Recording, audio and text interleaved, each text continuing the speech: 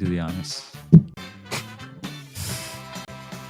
It's farther along this time. Oh, yeah. Yeah. It's good. Straight to the point.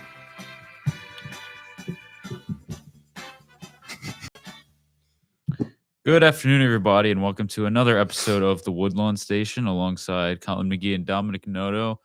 I'm Chris Gambino. The Yankees today just snapped a 3-game losing streak. They lost the series in Detroit. They won the series in Pittsburgh, but lost the third game of that series. They could have lost today. Things almost got messy. Things did get messy in the ninth. Devin Williams really struggling out of the closer role really early on. Who isn't struggling, who's hot, who's not. Really, really red hot for the New York Yankees has been Max Fried. I mean, today, 11 strikeouts, 7 innings, really stepping up to be that ace of the staff that we need. Only problem is the other 4 guys in this rotation have been pretty, if not mediocre, pretty terrible. Pretty bad. Some guys. I mean, you have Will Warren, who's kind of a project in the works. Carrasco is a veteran, and he struggled against the Tigers yesterday. Carlos Rodon's been really disappointing me. I mean, he had the start against Arizona last week, which wasn't great, and yesterday or Monday wasn't good against Detroit, giving up a couple home runs. Stroman, we kind of knew this is what we were going to get from Marcus Stroman. Not really exciting, and so far 7 ERA through his first couple starts. He's pitching tomorrow unless it gets rained out. Against the Giants, because there's bad weather this weekend. Saturday's got really bad rain. I know Iona Baseball already changed up their schedule, so I would assume those games are probably going to get postponed, or we're going to have some type of doubleheader in the next couple of weeks against the Giants. I wouldn't expect Saturday and Sunday for there to be games personally. But listen, the Yankees won today. They walk out of Detroit with a win. They now head home to play the Red Hot San Francisco Giants. They just got to fix the pitching. Yeah. I saw something that said, Fried's ERA through 3 starts, 1.88. He's really stepping up, really showing that he can be that ace. And today he was phenomenal. 11 Ks, no earned runs. I think maybe 1 walk. I mean, he was absolutely lights out. Against a pretty scrappy Detroit Tigers lineup. So, I mean, in a lineup that's kind of got to, Carrasco and Rodon. Not that Carrasco's anything special, or but still, a lineup that's shown that they can hit our pitching. The offense had looked lifeless until like the 7th or 8th inning today. Especially in Detroit, like they had looked, honestly, since Peraza had that RBI with 2 outs in the 9th against the Pirates, they had been absolutely like dead. Like I had not seen a good at bat with runners in scoring position all like those 3 games that they lost. I mean, the pitching has really started to. It's really not where it was last year. It's like kind of the opposite, where the lineup has been really solid and the pitching's been really bad. But when you have those days where the lineup isn't going to be, scoring 20 runs, which obviously is not going to be the case every day. Like you're not going to score 20 runs every game. The pitching needs to pick it up sometimes, and really we're only really seeing that for Max Fried. And Will Warren has had a couple good solid starts, serviceable starts, I would say. Rodon had that very good opening day start, but other than that, he hasn't really shown you much. And he fell apart against the Tigers, and that can't happen, especially if someone you're putting as your 1 on paper in your depth chart. He can't be falling apart like that. I mean, he let up 5 earned runs on like 2 hits. Like you can't be doing that. Like he's walking the bases, like the 8 and 9 hitters. Like they let up like 3 walks to Jake Rogers, their catcher. I mean, like, and that's their defensive catcher. That's not even like, he's not even like a bat first catcher. Like you're like, why are we pitching around him? So, I mean, we can nitpick everything. I think overall, it's the pitching, but then also the bats went silent. They had some really bad at bats, but they also faced some really tough pitching. Casey Mize is very good, having a very good start to the season. Tark Skubal just won the Cy Young. Jack Flaherty, he was also had a very good season last year. He started a little bit cold, but I mean he had a good start today. So it's really not. they went cold against not a bunch of scrubs. Those were good pitch. That's good pitching, and they're in a park that's not good for not a hitter's park. Comerica is not a hitter's park. So I mean, they didn't put anything together, showed you anything that was like very great. People have been saying that this Yankees lineup has been struggling against elite pitching. Like you saw them struggle against Zach Gallen, Right. in particular. They didn't do too hot against Corbin Burns, although they had good at bats against Corbin Burns. But I mean, this series against Detroit was big to see how they would respond to elite pitching, and they didn't really show you that much, so that's a little bit concerning. I like how Ben Rice has looked so far to start the season. I mean, he had a home run today. It really picked up the offense, and the top of the order has been solid. A few guys have been cooling off, Volpe, Wells. I mean, but I think that was kind of gonna happen. They weren't gonna hit a home run. Well, Volpe was not gonna hit a home run every other game. That was never gonna happen. So yeah. I mean, two guys who I just mainly want to talk about here is Dom already mentioned Ben Rice, and the other one's Devin Williams. Now I'm gonna start off with Ben Rice because you remember last year, obviously Ben Rice got a lot more playing time than we thought he was going to. I mean, there was that stretch in the summer where they actually had him batting leadoff in front of Soto and Judge, and for the longest time, the story with Ben Rice was he has great metrics. He's just hitting the ball, getting unlucky, hitting the ball right to the defenders. It's not happening this year. He's been much better. I mean, the batting average is over 300. I think he's earned the role of being the leadoff hitter for the rest of the season. And I don't think that's an exaggeration. It's what I would do. Because, I mean, there's a lot of debate over whether or not you move Judge to the 2-hole free spot. I think right now, especially if you can get Giancarlo back, I think the top 4 should be Rice, Judge, Bellinger, and then when Stanton comes back, you go Stanton. I feel that's the most confident I am in the top of the order. That's the way I would do it. But overall, I mean, Ben Rice, I mean, we had a lot of concerns. We were talking about why didn't they maybe get another first base option instead of just Paul Goldschmidt. I think Ben Rice can take that job. And I think Ben Rice is kind of establishing himself as maybe being the first baseman of the future. So overall, really like what I saw out of him. But I have to move over to Devin Williams now because the game today, they had a 4-0 lead. Bottom of the 9th inning, Devin Williams almost blew the game. And of course, he almost did that against the Brewers as well. So, it's a tough conversation to have, but, especially considering what we saw with Clay Holmes last year. Clay Holmes consistently, would give you a heart attack every time he came out there and pitched on the mound. And after a while, they finally decided, you know what, we're going to let Luke Weaver have the closer job. And when we got into September and October, Luke Weaver was lights out in the postseason. I mean, he had that one blown save in Cleveland. But I mean, overall, the large reason as to why the Yankees got to the World Series and the reason as to why that bullpen was a dominant force, it was because of Luke Weaver. Now, obviously, it's too early. We're just in April right now. But I think if Devin Williams continues to be shaky, I would not hesitate going to Luke Weaver in the closer role. I wouldn't. And I know you gave up all this capital. I mean, you traded away Nestor Cortez for Devin Williams. He has a great reputation coming from Milwaukee. But I don't know. Just part of me always has trusted Luke Weaver more. I feel like you don't really see Luke Weaver give up those backbreaking blown saves that Clay Holmes did, and Devin Williams is kind of threatening to do so. So, yeah, we have to see how that plays out. Overall, though, really disappointed from what I saw from Devin Williams. But like I said before, Ben Rice, really like what I've seen. Right. And at what point do you consider Weaver in that position? Because, again, it doesn't have to be a discredit or discouraging to Williams. He still could have a role in this bullpen. But you can't keep heading into the 9th inning with him and having him blow these games. Once again, in Milwaukee, he was a setup guy, the hater for so long. That's where he really made his career. That's where he started off. So it's not like it's that wild of a claim to say he can't be a setup guy because that's what he was. Now, we haven't lost any games because of him, but it's gotten really close, and it just feels unnecessary. It feels like games are getting unnecessarily close. And honestly, at this point, the only reliever that I could trust is Luke Weaver in this whole bullpen. He's the only one I truly believe in, that I truly trust. And he's the only closer or only guy in the past maybe 10 years who's almost been flawless out of that closer role. I mean, it's a short sample size, but he's been fantastic. He was excellent in the did it when it mattered most. Exactly. In the playoffs. He was great. He was definitely the only reliever that I trusted in the World Series, too. I mean, Aroldis Chapman never had a postseason like that. No closer we've had recently ever had a postseason like that. No. So that's why, I mean, I understand Williams was the big acquisition, but just a part of me always felt like just immediately saying to Weaver, like, you're not the closer anymore. I never really liked that. And I get that Williams has that pedigree, but I feel like Weaver should get those opportunities.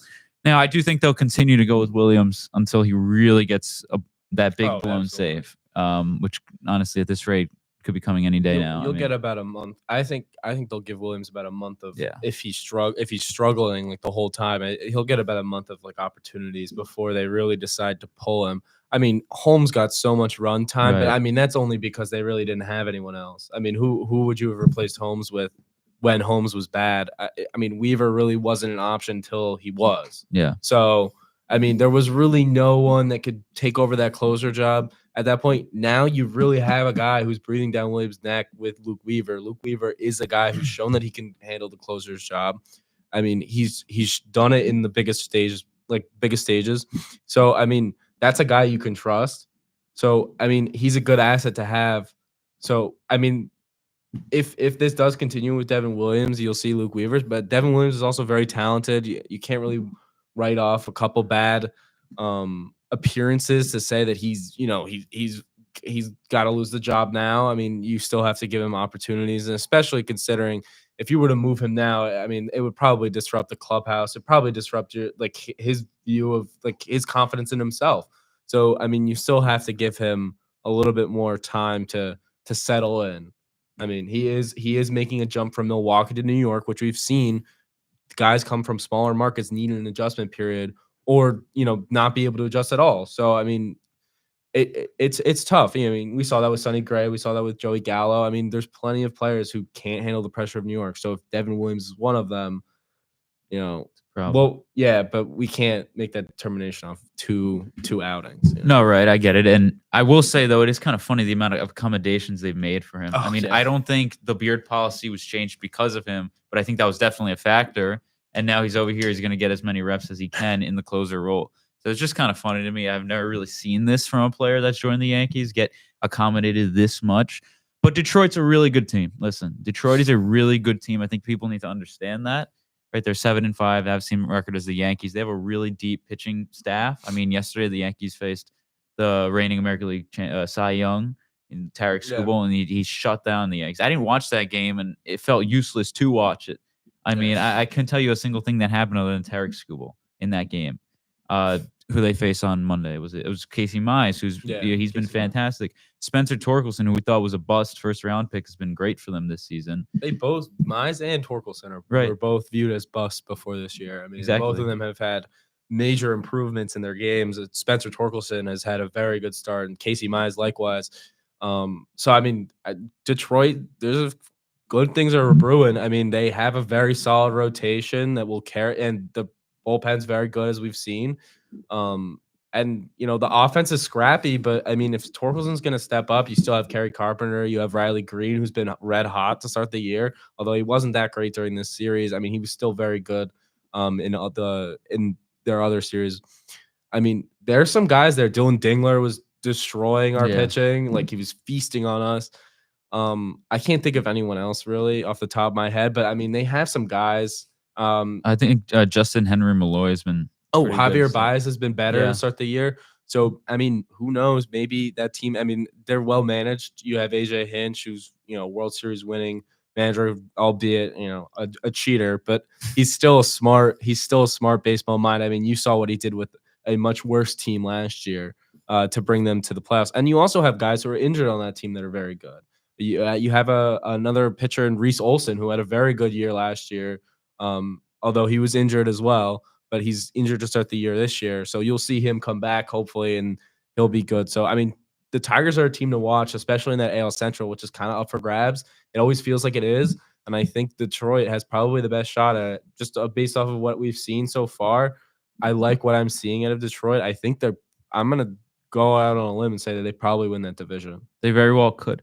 Now, the next couple opponents for the Yankees, they have the Giants possibly this weekend. Again, we don't know about the weather. Definitely, I think tomorrow's game could be played.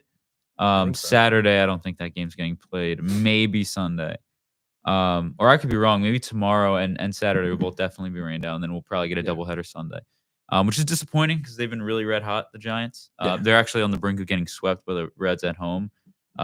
But they have a complete team. Yeah, so I don't know if I truly buy that the Giants are like for real.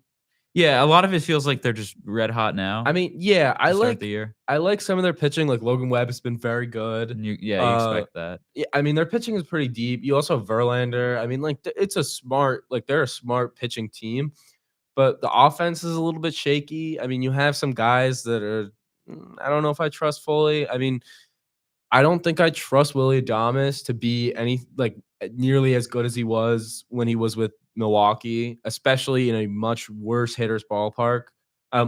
Actually, I mean, San Francisco is the definition of a pitcher's park. So, I mean, over a full year, you'll see that. Obviously, we'll see what he ends up doing, but I expect some regression there. Um, you got Matt Chapman. I mean, who else is on that roster? I can't. Julio Ramos. Jung-Hoo Lee. Yeah, Jung-Hoo Lee. I think Jung-Hoo Lee probably have a good year. I don't know how he started the year, but I think if he stays healthy, obviously. But Yeah. I mean, 25-year-old, he's too talented not to be solid at least. But Yeah, I so- mean, Yeah, they've been red hot. Again, I don't know if I buy it fully though. at home, they scored the game 6-6 in the bottom of the ninth in San Francisco. I think they got shut out the first 2 games by the Reds, but they've been incredible to start the year. But I think we're going to one of the games next week, and during the week, the Royals are coming to town. And they're interesting. I'm about to look what their record is. I know they have really good pitching. So they're Royals 6-5. are So 6-1. they're hanging in there. I mean, it's so early in the season. This is kind of what we Um, expected. I mean, the AL Central is looking probably how it'll end up being because yeah, Detroit, the Royals 1 and 2, then Cleveland breathing down their necks, obviously, and then Minnesota and then the White Sox. I think those 2 teams are kind of irrelevant. I think those 2 teams are probably going to finish, and man. I mean, obviously the White Sox are probably going to finish last. yeah. But then definitely. I mean, Minnesota's not No, doing much brutal. better, and they've had injuries. Pablo Lopez, I think, just went on the IL. So I mean, I don't really see much there. Kansas City's pitching's been incredible to start the year. I'm just looking at some of these scores. They're shutting out teams 1-2 runs. But I think conceded. that's their calling card. I mean, also Chris Bubich has had a very strong start to the year. That was a guy that a lot of people circled as being maybe a breakout guy. He came back last year from major arm surgery and pitched out of the bullpen, had very good numbers. Now he's moved into a starter role. They cleared out Brady Singer. They cleared out a spot for him, and he's been very good. So, I mean, that's another guy. I mean, and they also have a very veteran pitching staff. You have Seth Lugo over there, Michael Wacha, I believe, is still there. Yep. Um, If it lines up this how it's supposed to, I think we're facing Seth Lugo on Monday. I feel like he always shuts us down. Yeah. But I mean, since when he was with the Mets, I remember. Yeah. that'll be a dogfight, but I feel like it always is. The AL Central. At least the last year it was. That's gonna be a good series. Listen, next week at in the Bronx, Yankees Royals. I think Max Fried should be pitching on Monday. That should make sense because they're actually getting Clark Schmidt back. So that's something we could talk about. Clark Schmidt coming back. How big is that for the Yankees? Oh, absolutely. It's huge. I mean, especially with what we're seeing out of everyone else in the pitching staff besides Max Fried. Now, I'm worried that they're going to not just do the smart thing, do the thing that makes the most sense, and just put DFA Carlos Carrasco. I think it makes the absolute most sense to just be rid of him. Not be rid of him, because I think you can get him back on a minor league deal, stash him in AAA. But Will Warren has been producing at a much higher level than Carlos Carrasco. Yeah. Carlos Carrasco is an innings eater. That's what he's shown you that he is. He's not he's not a guy that should be your 4 or your 5. He really isn't a major league caliber pitcher anymore. He's old. I mean, he had a very good career, but I think it's time to be done. And I don't think you keep him as anything other than depth. I don't know why you would drop someone with upside like Will Warren, who's shown that if he makes a couple tweaks, that he'll probably be a very strong 3 or 4 at his best. So, and Carlos Carrasco, I don't think is getting any better.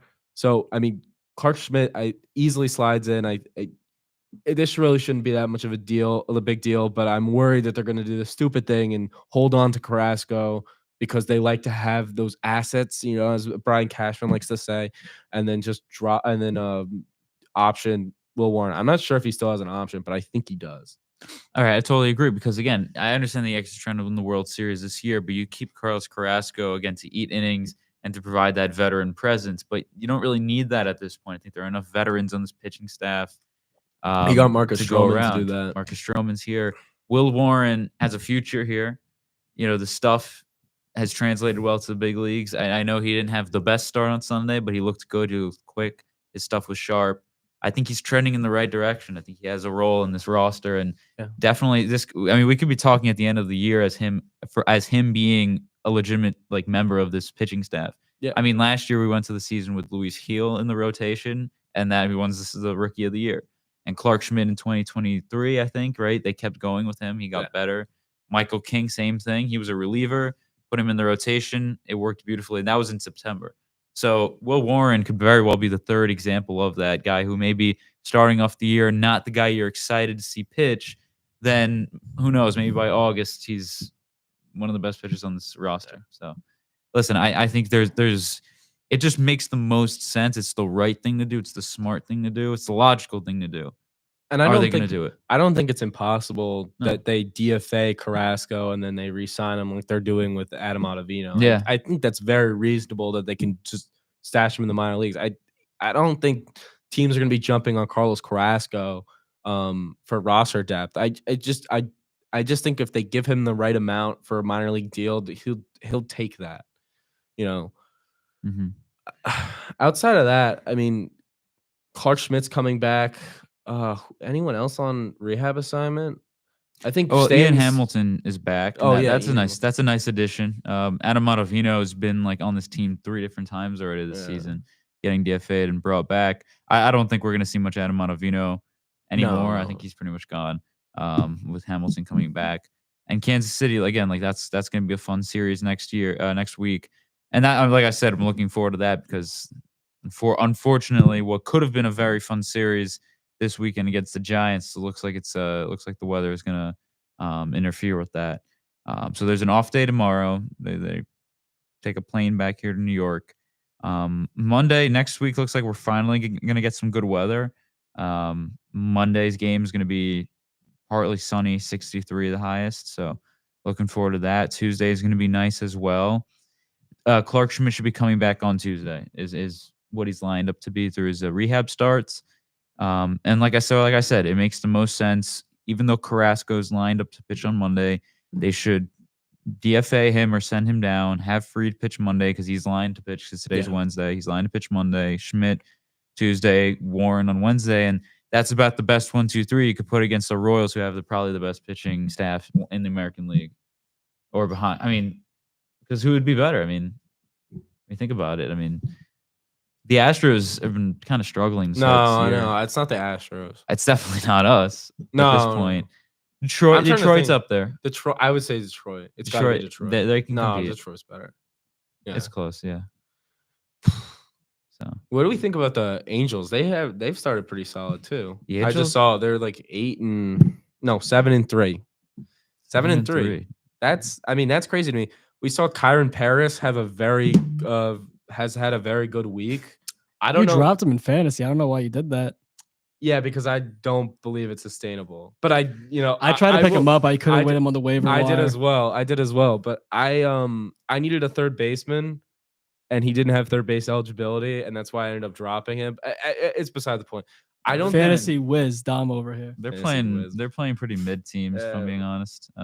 Yeah, I don't think this is. I think the definition of not sustainable. I never trust the Angels, and I don't trust that Kyron Paris is the next. The Giants know one. what you would want to call him, but the truth. I don't think he's the truth. I just think he's a good stream to have. I mean, Mike granted, I probably shouldn't have dropped him. Maybe Trout finally gets his ring, guys.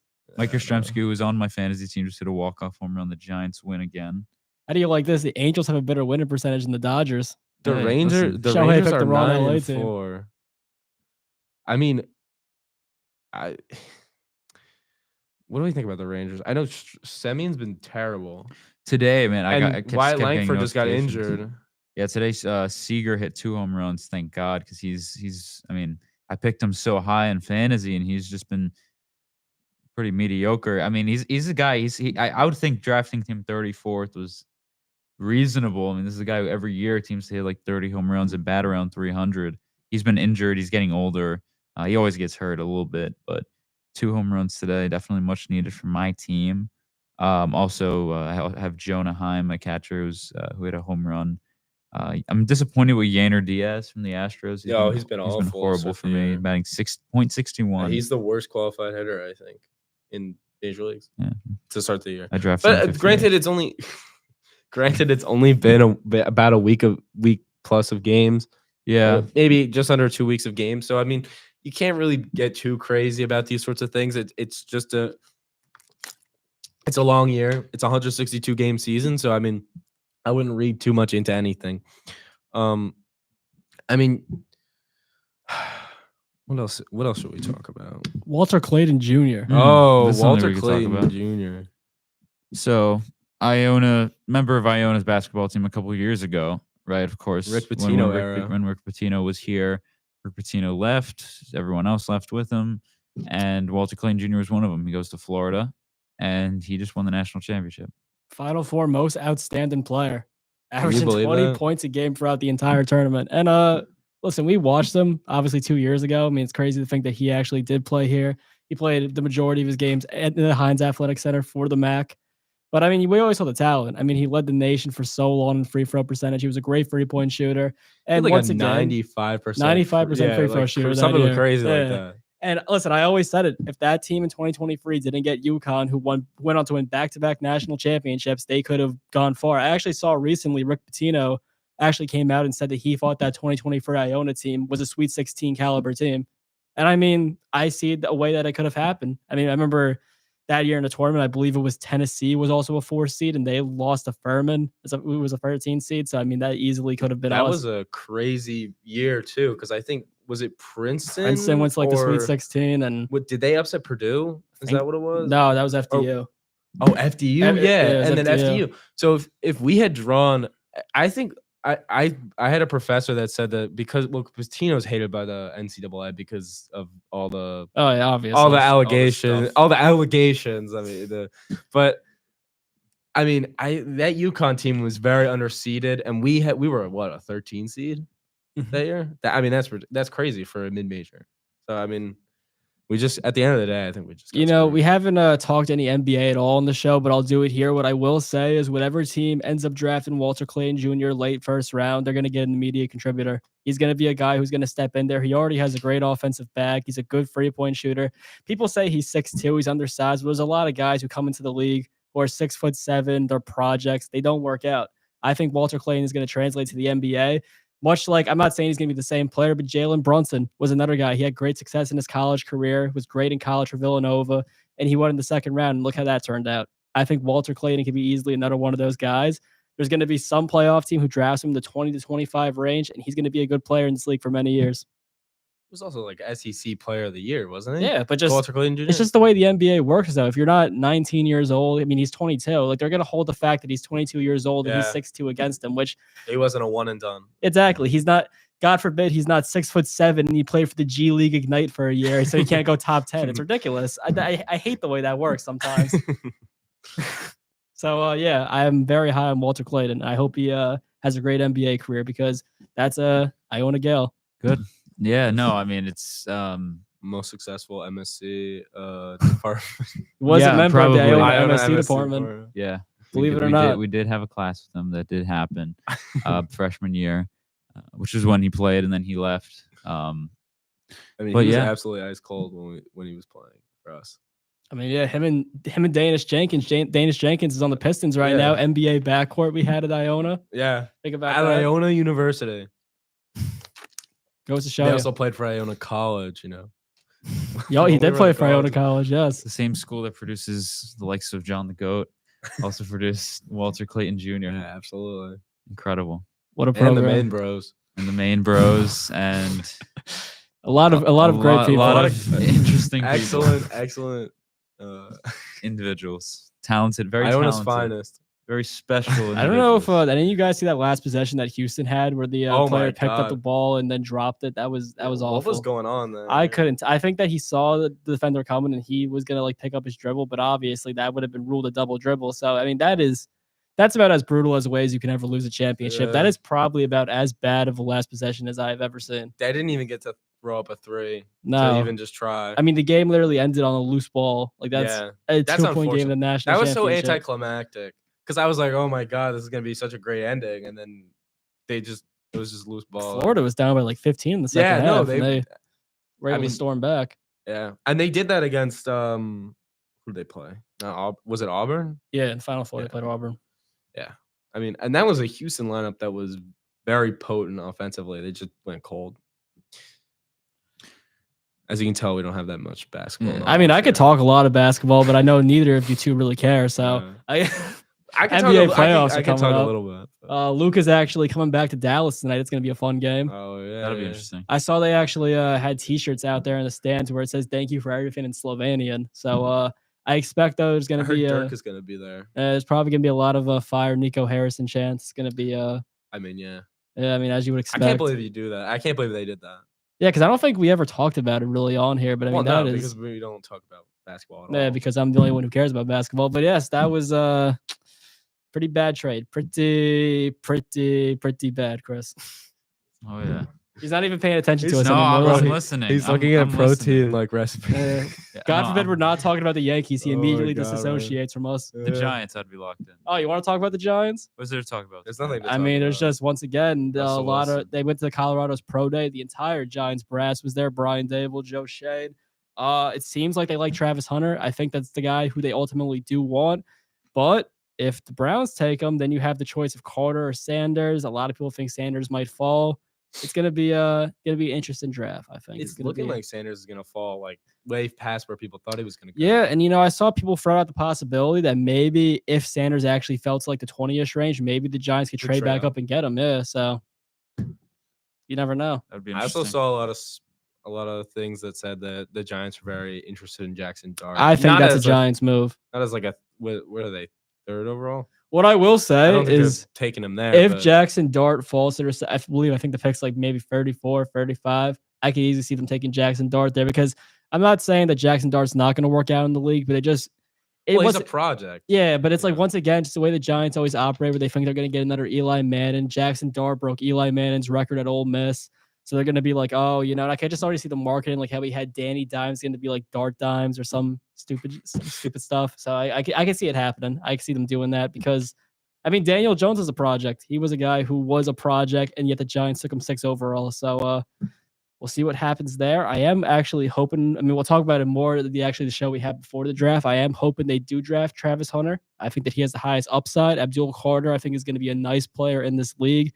But just once again, I think the ceiling is far higher for Travis Hunter. So we'll see what happens there. Stuff. I guess quickly, Vlad Guerrero Jr. signed an extension. Oh, yeah. And a huge extension. 14 years, $500 million. $500 million, then a $324 million signing bonus that's extended throughout the contract. 324. They mentioned this. On, wait, so is today. it 500 flat? Like I honestly, I don't even know how signing bonuses work. Well, because the signing bonuses, but I don't know. The Dodgers were using signing bonuses to circumvent a lot of the taxes that the athletes have to deal with. So it made it easier. I think Ohtani had a huge one. Yamamoto had one. Blake Snell had a huge signing bonus. I have, but I'm not sure exactly how it works. But all these teams now are see like the Dodgers are kind of at the forefront of this with like the manipulation of because it manipulates more the luxury tax than anything else because they can give money without it being counted towards the luxury tax as much. I have no clue how this works out technically, like on paper, really. Like I don't know how the financials work out. I'm not that. I'm very good with the financial, like MLB financials, but I don't know that much. So this is Sport Track. According to Ken Rosenthal, Vladimir Guerrero Jr. will receive an historic $325 million signing bonus as part of his $500 million extension from the Blue Jays. As a Florida resident, Vlad Jr. will avoid paying state tax on his bonus.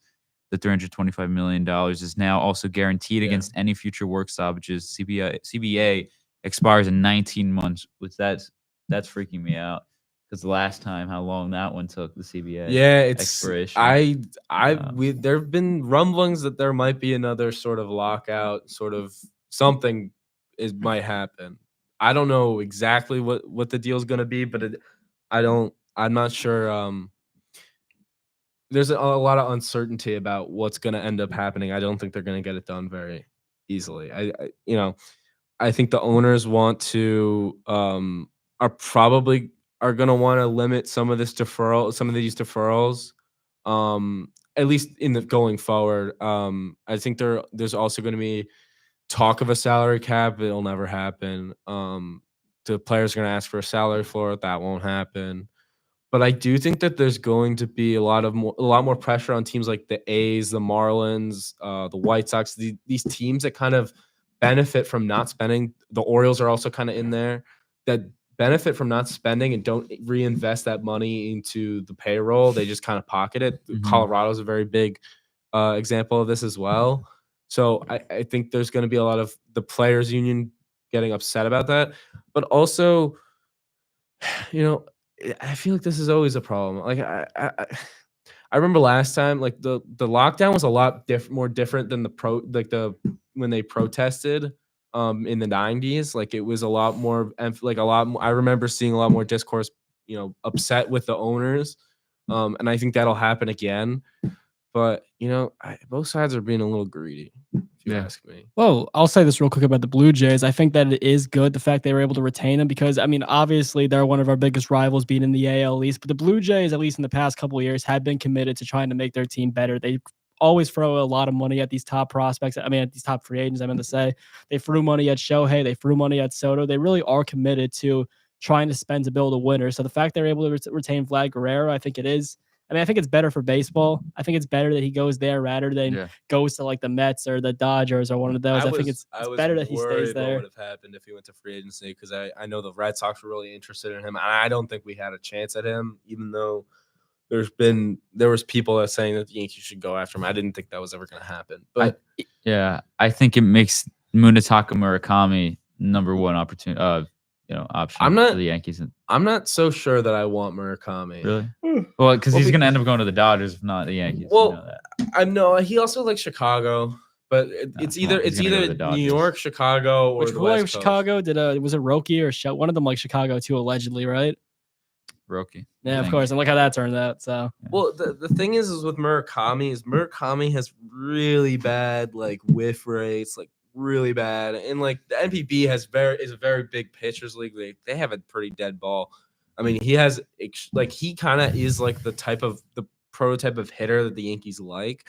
I just don't know if they see that he's a necessity, and given the money that they might have to give him now, especially after this Vlad Guerrero Jr. Because I mean, these contracts are done off of comparison, and the most immediate comparison is going to be Vlad Guerrero Jr. He's going to be 25. Murakami. Obviously, he's a hitter coming out of Japan, so it's going to be a little bit different. They're going to have to, there really isn't someone who's fully succeeded at being a Japanese hitter in recent memory. Like Seiya Suzuki's been good, but I mean, he's been injured a lot, so you haven't really seen what he can do.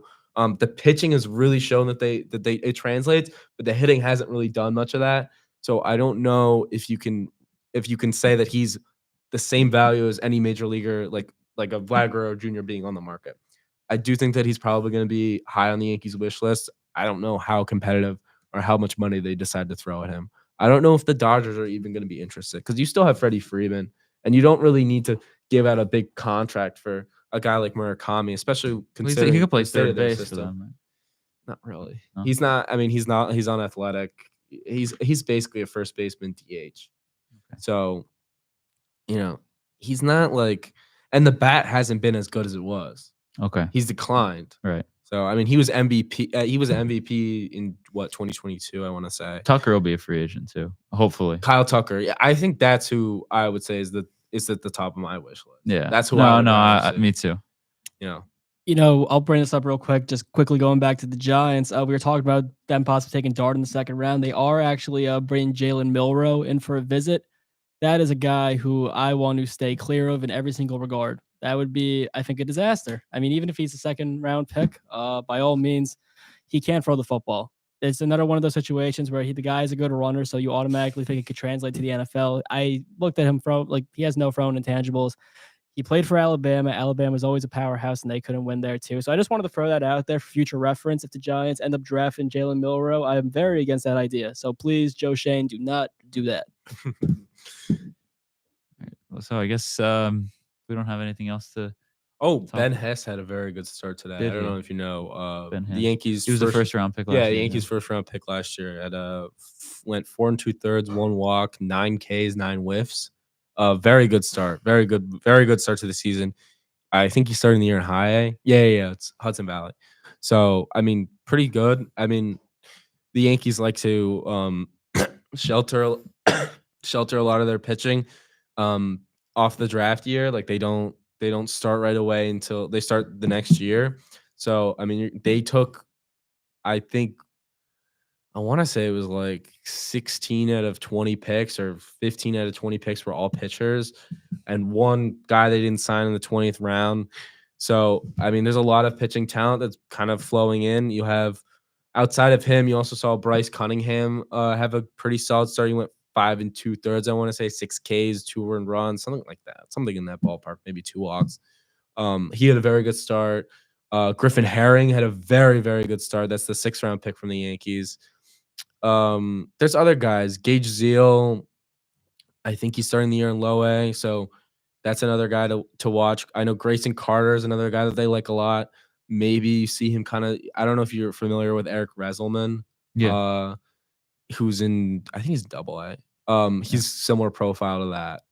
Just throws absolute gas, has insane stuff, can't really control it as much. Very similar prospects coming into the year. Thatcher Hurd is actually having Tommy John surgery. He was the 3rd round pick this past year. Incredible stuff. Throws like 100 with ease, is big bodied, just needs to start hitting the zone more. And if he does, I mean, that's an ace. Like Thatcher Hurd going into that year was probably like a top 10 pick, like could have been a top 10 pick, and he just wasn't because he couldn't control any of his stuff and he had a bad year. So I trust the Yankees pitching development. I like this class of pitchers. I wasn't in love with the Ben Hess pick at the time. I've kind of warmed up to it, and that usually happens with me. I get my heart set on a certain player for the draft, and then they don't take them, and then I cope with whoever they end up taking. That happened with George Lombard Jr. Now I love George Lombard Jr. So, I mean, we'll see. But I think Ben Hess is like that guy. I think they like that build of pitcher. He's like 6'5", 200 and something pounds. Like he's like a Lance. I saw a lot of people compare him to Lance Lynn when he got drafted. Just that same sort of profile. I mean, he could be like a if he stay, like, he has good stuff. If he stays healthy and throws a lot of strikes, which he showed that he can today. That's a potential 1, 2, or 2 caliber starting pitcher. So I mean, great stuff there. Bryce Cunningham's also out of Vanderbilt. That's who I like. I like Cunningham more. I think the stuff is just a little bit better. The control's a little bit better. The poise is a little bit better. But we'll see. Again, we'll see. It's a long year. There's going to be a lot of movement happen. If you know anything about Yankees pitching development, there's always some guy that you don't expect to pop who ends up doing very good, like Ken Schlittler. You got to be very careful with that name. Had a very good season last year. Kate Smith also had a very good season last year. So there's always kind of a guy that's you don't really expect to be good who ends up being very good. Will Warren was a 5th or 6th round pick. He wasn't supposed to be anything special. Chase Hampton, I think he's getting Tommy John, or he's getting some sort of surgery. He's out for the whole year. But he was also not expected to do much. So we'll see what ends up happening. They need it. Yeah, they definitely need it in the next, especially after last year, how the farm just did not do anything. They were absolutely terrible last year. They definitely need it. No, I always like that because I've even seen like the Red Sox what they're doing prospect wise is interesting. So the Yankees definitely need that. A guy like Ben Hess would be great. But yeah, I guess other than that, I guess that's pretty much it for us here at the Woodlawn Station. We'll be back next week for one of the last couple episodes ever. Yeah. How many more episodes we have? Maybe like 4, 3 Yeah, or it's probably 4. like Because 2 or we have 5. next week, the week after, and then I think maybe a third. 3. We have 3 more episodes. I think So the the last ever series show finale. series finale could be the Giants draft reveal. So imagine something happens there. Can we get a Ryle Gale appearance for one of these episodes? We'll see. We'll talk. Background. Have Ryle Painton give us an aesthetic. Yeah, we'll just talk and then Ryle will paint the background. I think That would be I awesome. think that'd be Come on. fun. I mean, can't get much better. It'd be awesome. Yeah, it would be. Folks, thank you so much for watching. We'll be back next week with another episode of the Woodlawn Station.